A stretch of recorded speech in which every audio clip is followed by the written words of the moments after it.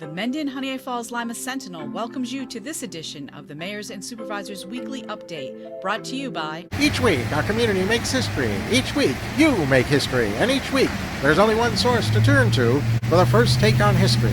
You know what that is? Subscribe to the Sentinel right now to discover the history being made in your own backyard. The Mendon-Honeoye Falls-Lima Sentinel. More than just your news, it's your history. Hey, welcome everyone to this week's edition of the Mayors and Supervisors Update. I'm Chris Carosa, publisher of the Mendon-Honeoye Falls-Lima Sentinel, and each week we bring you the goings-on in the towns and villages that we cover. This week we'll be starting off with the town of Lima. Mike, how are we doing in Lima? Doing good here, Chris. Thanks for having us. Once again, the town of Lima will be conducting a public information session Wednesday, February 1st at Elam Life Church on Dalton Road at 6 p.m. This is to discuss the formation of Water District 5. If you live outside the village, but in the town of Lima and have no public water, this affects you. If you live outside of the village and you have water service directly from the village of Lima, this affects you. There will be petitions available at the meeting, and if there is going to be a district formation, it will be by petition. If those who are in favor of it will sign the petitions, those who are not in favor of it will not sign the petitions. We will be having a interpreter for the deaf and hearing impaired as part of the presentation that evening. So we hope to see you there. Tax collection, the last day to pay in Lima without penalty is January 31st. Hours that day here at the town hall are 8:30 to 4 p.m. We will accept items that are postmarked January 31st as being on time. And of course, we do have a drop box on the side of the building that faces the courthouse. And lastly, as one of my additional duties at the county level, I represent Livingston County on the GLOW Recycling Committee. This is a committee that encompasses Genesee, Livingston, and Wyoming counties. And we monitor trash haulers, recycling, the large turn-ins that are happening every year, and that kind of thing. So there is an issue that the public could give us a hand with. The totes that you see that everyone has at the end of their driveway, the thing with the flip top and the two wheels, there is a high incidence of theft. The totes are disappearing. We really don't know where they're going, but they're gone. We're seeing this a lot in Wyoming County and some in Livingston. So if you happen to have any doorbell cam footage of a truck driving up and grabbing a tote, or if you happen to see a unmarked truck putting totes into it and driving off, please get a hold of your county's sheriff and inform them immediately that there's something going on. Totes that disappear can end up sometimes in urban environments where people use them to haul their goods from one place to another and then lay them down at night and crawl inside and live in them. Otherwise, we've no idea where they're going. So any assistance would be appreciated. And that's all I've got, Chris. All right, thanks, Mike. Steve, town of Henrietta. There's always things happening there. Why don't you share with us some of the things that are going on?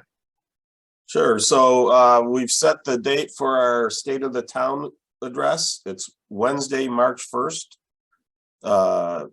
Starting at 11:30 is registration and networking, and the luncheon program starts at noon. That's done with the Rush Henrietta. Well, I guess it's just the Henrietta Chamber of Commerce. Sorry, so much of the stuff we do is with Rush. But the Henrietta Chamber of Commerce, that also the proceeds from the event go towards a scholarship that they give out every year to Rush Henrietta students. So if you're interested, you can contact me at supervisor@henrietta.org and I'll connect you with the Chamber of Commerce. We had our Martin Luther King celebration.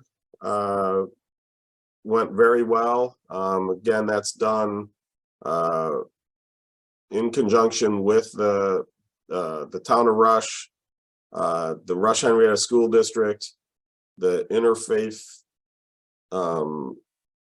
Clergy Council, and the Interracial Clergy Council. So a lot of groups get together. It's actually one of the first Martin Luther King celebrations done by any town in Henrietta, or excuse me, in Monroe County. A lot of development going on, some of which I've already reported. The large list of new projects coming in. Don't know that I necessarily have any that I will highlight, other than as I was talking about, the T-Mobile call center is moving forward, and when fully operational, that will probably be about 1,000 jobs. But they're actually going to start hiring very soon. They'll have a temporary location where they'll have about 100 employees located. So they are going to actually start hiring soon, or at least interviewing soon. In terms of the other big thing is our, as we've talked about, we've been working on the court. The first bid packages did come back in, and the next bid packages are probably going out in March. So first bid packages were demolition of the old library, plus the foundations and steel for the new court, and then all the remaining trades and GC contracts will go out in February and be hopefully we'll get them back in and approved by March. And so far it's under budget, so hopefully it'll stay that way. That's about it. All right. Thanks, Steve. John, Town of Mendon, what's moving there? Hi, everyone. As usual, thanks for having me. Just wanted to mention a few things. The Mendon Town Hall was closed on January 25th and 26th because we had a problem with the sewer system inside the building with a blockage. So needless to say, we contacted a plumber, had the plumber come out, clear the situation. However, once it cleared inside the building, we ran into a problem between the building and the road, which he had to clear that again. As most of you know, we're in a building that was built prior or on 1791. Obviously, there was no indoor plumbing then, but even the plumbing we have is not new, let's put it that way.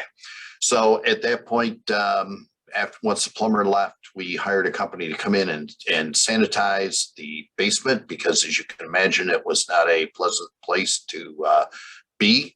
And that was completed on Thursday, the 19th, the 26th. We reopened on the 27th, and we are back in business, so to speak. Luckily, during COVID, a lot of our employees, were able to have laptops for them, so they were able to work from home those 2 days. But we're moving on. Regarding Town Hall, last day to pay your taxes is on pay your taxes in full, not with payments, is on February 10th, which is a Friday. Normally we close at 1 p.m.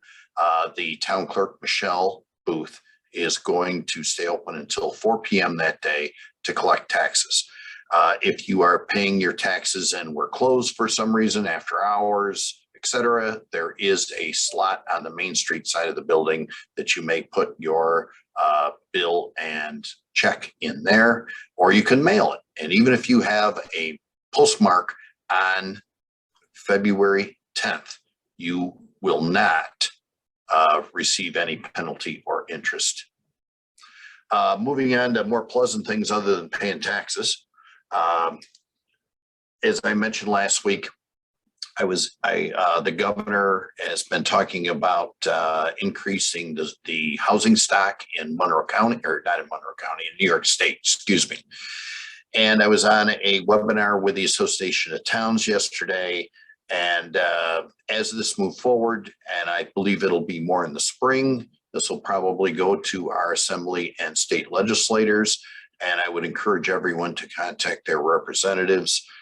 For me, this basically is that we as a town and all our neighboring towns want to control our own zoning. We do not want to fall under the zoning of a statewide zoning. And what works downstate doesn't necessarily work upstate. So I would encourage everyone to follow that. We also are we're talking to our town engineer about extending sidewalks in the hamlet.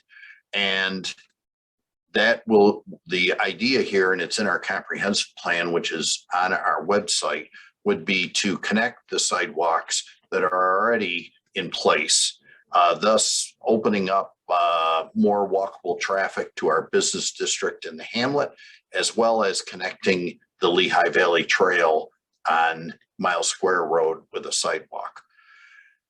I think it would be an advantage to our businesses and our residents who like to get out and walk. I have seen many of our residents out on the sidewalks in the hamlet. I've also seen people who don't live in the village on the village sidewalks walking from time to time. So, and of course, the Lehigh Valley Trail is a great place to get a stretch.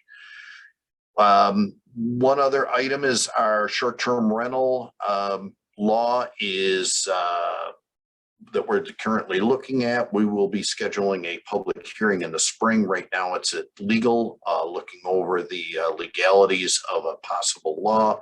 Obviously that will be subject to a public hearing, and we definitely are going to want to hear from folks when that comes available. So the town board did extend the moratorium that we're currently in by 180 days. I am very certain that we will not need the full 180 days. However, I want to, because we have to do a public hearing and we have to send it to the county for their comments, which can take up to 30 days. We want to make sure that we have plenty of time, because the current moratorium, or the previous moratorium, would have expired at the end of February. And that's about it. So thanks for having me. All right. Thanks, John. Mike, Steve, do you have anything more to add, or are we all set? I'm all set. All right, great. Thank you all for being here. Thank you all for watching, listening. Remember, we air at 1 o'clock every Sunday. If you are a member of or subscribe to our YouTube channel, you'll be notified when this airs, or if you like our Facebook page, you'll be notified when it airs there. It airs both on Facebook and YouTube. With that, we'll see everybody next week. Bye-bye for now.